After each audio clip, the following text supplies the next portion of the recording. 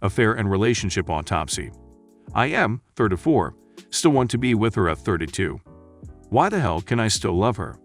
The characters, me, my wife, known as she, and her coworker and acquaintance, whom I will refer to as Mazda, as he shares the same first surname as my brother, and it's a painful association. I became aware of the affair the first week of October. She had been going to the gym often, and had been avoiding couple activities, preferring to spend her weekends with friends. I became suspicious for no good reason, just a gut feeling, the one that I recognize well now. I used the Find My Phone app that I had installed for anti-theft purposes on the new phone I bought for her. This showed me that she was at her friend's house. I stupidly pressed the alert function. I think in my mind it would stop any activities, and by the time I got there with my keys, clicking to alert our car's beeper, she was long gone. I came home. She was in the bathroom. I know now that she was furiously deleting texts and letting him know that I knew, and that I might be at his house all crazy. I let her know through the bathroom door that I was home. I felt scared and elated at the same time, major adrenaline. I called her out. "What's going on between you and Mazda?" When she came out, she denied everything, said she was at the gym. The Find My Phone app was on my computer screen. She could see it. She said that she had to go to the grocery store and pick up some things.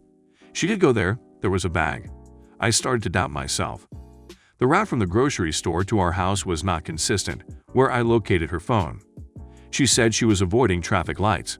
She had never taken that route with me, and that was our store. I started to believe her. I couldn't reconcile that she would lie to me in a way this important, for the ramifications of the lie were huge, even though it was what I suspected. We had been together through 14 years, through good times and bad times, always. Each other's rock. We were a team. I started to believe that I was crazy, mainly because it was easier than believing the truth. She encouraged it. She let me know that her honor being questioned was not something she would forgive or forget easily. On the defensive now, I said it was because things were not going well with us, and I was worried and maybe a little crazy. To back it up, I had been sleeping on the couch and drinking a fair amount often, which caused me to snore. I'd also gotten fat and basically let myself go. I like to believe that the alcohol was self-medication due to the lack of affection and low-level depression. But now I know that is a partial cop-out. I should have been the best version of me that was possible. She did withdraw her affection during this time, but I can't blame anyone but myself for the way I handled the stress of a new job, and the fact that I was taking her for granted and allowing her to pull away. We had sex maybe once, and not good. The bottom line is that I became a fat slob who kept her awake at night in her eyes. She couldn't sleep with the noise, so I made the couch my home. Madden on Xbox became my emotional outlet, as fucked up as that is, and also probably brought back memories and resentment from our baby years, when I had neglected her and played video games instead of facing reality. I had started a new challenging job and was preoccupied with that. This had been a big change for me, and one that I thought she appreciated. I had previously been living by good, but inconsistent income and had been conventionally underemployed, which had caused a strain in our relationship, as she thought I was holding out for a job in my career in a selfish manner, which is true, but I thought I deserved to do what I loved. I was right in this regard. She could previously love her job, but did not appreciate that she had to work 9-5 in a stressful environment to enjoy the same lifestyle as me. I think that she became resentful of not necessarily carrying the income load, but the fact that I didn't have to work as hard to contribute, and when I did it was something I liked to do. In the previous years, she had paid the majority of our bills. These resentments build up, and she definitely has the ability to remember these things long after I have written them off and forgotten them, even though I was grateful. Her memory of slights is far-reaching. She had become distant after I had visited my parents in a faraway state, and right after I came back, the job started kicking my ass and taking all of my emotional energy. That is the backstory. I am trying to be as self-critical as I can be. I know I fucked up on relationship levels more than a person should be able to without repercussions. I just wish we had talked. I blame myself for that. I blame her more for finding another outlet. Fast forward to what a lot of people call Discovery Day.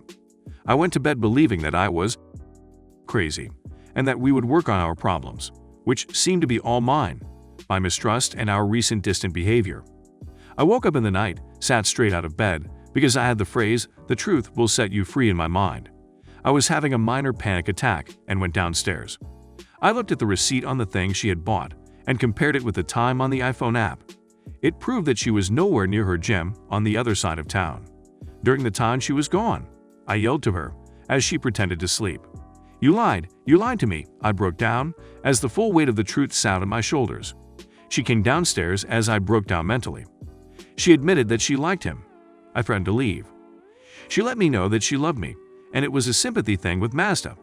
She had brought him soup out of sympathy because he was poor and needed looking after. I went back later and checked the soup story vs the receipt. Not true. Cash and put it in a separate bag, which she bought for 5 cents. This is a lie that she has kept going, and even to this day won't let on. I guess in her mind it fills a role where she is nothing but a comforter to this poor lost soul. She likes to believe lies that she creates. She later said in bed, after our tears were done, that she should have just admitted that she was bringing him soup. That lie sticks in my gall to this day. She was just sad at that point that she hadn't A, either lied better or B, told a half-truth, which I would have believed more. The next few weeks were brutal. I was full of love and forgiveness for her. I knew that I fucked up in regards to treating her right and wanted to make amends. She let me know what had pushed her to the point of an emotional connection with someone else. We spent time together. The next week, she talked to her friend C. She said she was done with him. She said that when she had let him know that we were through, he had just offered token support. She said this was something that I would be happy to hear. It made me feel like the second choice, which is exactly what I was, but she felt that is what I should be happy to be. Little bit by little bit, the truth iceberg surfaced. She couldn't to this point admit to the truth. We were doing good, and the white surface was bobbing along on the calm sea. I asked her if she would ever hurt me again, and she looked in my eyes and said no. I love you. Below the surface there was a layer of shit-brown lies and deception. This is where it got bad. The lies continued. She checked her phone often and hid the number or deleted messages. I was so sad, but so fearful of losing her. So I didn't make waves, just trusted what she said, even though I knew it was wrong. During this time, the description of her role with the affair partner, Mazda, changed from best friend to motherly, to soulmate, back to best friend, and then again to mother. One night, lying in bed, she asked me what I wanted from her. I told her honesty and affection. The look on her face made it clear to me that I had asked the two things that she was unwilling to part with. I am hazy about this time frame, but one night she threw it all on the table. Things were going good, and I asked her if she would not hurt me again. How many I was. The look in her eyes as she reclined on the couch, me on the floor, I won't ever forget. She looked at me and told me that she didn't love me, that she was in love with Mazda. I stormed out and couldn't believe it, although she had said the same thing 2 years before, about someone else. She packed her bags as I returned to the house and broke down like a pitiful beggar and begged her to stay. I spent the next 2 weeks in my sister's. I realized that she was battling depression and tried to justify her actions vs that fact. I got drunk with a neighbor and visited her, and she agreed that I was the best thing in her life and that she didn't deserve to be with me, but that we would work it out. We spent a lot of time texting. I rejoined her just before my parents were visiting. I asked her to block Mazda's number and delete him from Facebook. She wouldn't, as it violated who she was and her independence. This broke me, and I didn't have the heart to break it off then. She was part of the family, but when she joined us on vacation it was awkward, and she was pining for the other man, in a passive-aggressive way. I poured myself out and got a token back. When we got back we split up again for another month. She needed space. This was around Thanksgiving. Halfway through, I made it known to her that I wasn't going to take any more mistreatment, although I knew I would. I went over to her with the intention of breaking it up with her. She knew it was coming. I gave her some ultimatums that I needed in order to stay with her, money that we both shared, transparency with her passwords. She was contrite, said that she had had a change of heart. She honored some of my requests. She gave me the money. I'm glad about that. I was weak. I believed that she did love me, but I didn't know her heart was split in two. She couldn't have the ability to give me what I asked. The next week had the same results, lovely text messages, reconciliation, and ultimately enough so that I would be strung along. This is as much fault of mine as it is hers. At this point I'm in the fog as well, the fog that says that this person is going to change despite the evidence. Fast forward to December. She is keeping all of my boundaries. I'm showering her with affection. We are making mediocre love, where she disappears immediately afterwards, no cuddling or reconnecting, like she has to cleanse herself of me. I feel like I am violating her on some weird level. I am suspicious, but she is keeping the straight and narrow. Here comes my gut. I felt it and drank to gain the courage. We fight about her quitting her job. I ask if she is still in love with Mazda. She says yes. I can't work with that. I kick her out. She emails me about love. I'm buying in. What the hell is wrong with me? Update. I checked our phone bill, and yes, a flurry of texts between Mazda and her. She had just sent me an email about how she loved and respected me.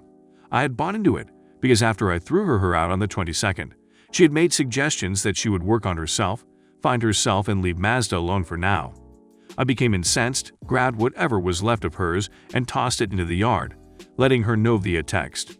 She showed up about 5 minutes later, dressed in a baggy pair of his sweatpants. I took frequent breaks. Eventually her friend showed up. I kept tossing things. She informed me that I was classy. I asked if she was now giving lessons on classy behavior. She stayed all night when there was items that her car couldn't fit. She just sat in the car texting Mazda. In the morning when I woke up, she was carting a few things in the U-Haul. Mazda didn't show up, thankfully for him, as he would be in the hospital and I in jail. The landlords, our neighbors, watched the whole thing from inside their windows. I was a little embarrassed the next day, but one of them had been in a relationship where she was cheated on and was cheering me on from inside the house, apparently. It felt really good and cathartic at the time, and overall it was a good experience. I did feel guilty the next day, mainly for letting her shit affect my emotions so much, and stupidly apologized. She said, "I'm not mad, I'm just heartbroken for us." This pissed me off, because I was hoping for mutual hate. I could be rid of her manipulations. I'm like putty at this point.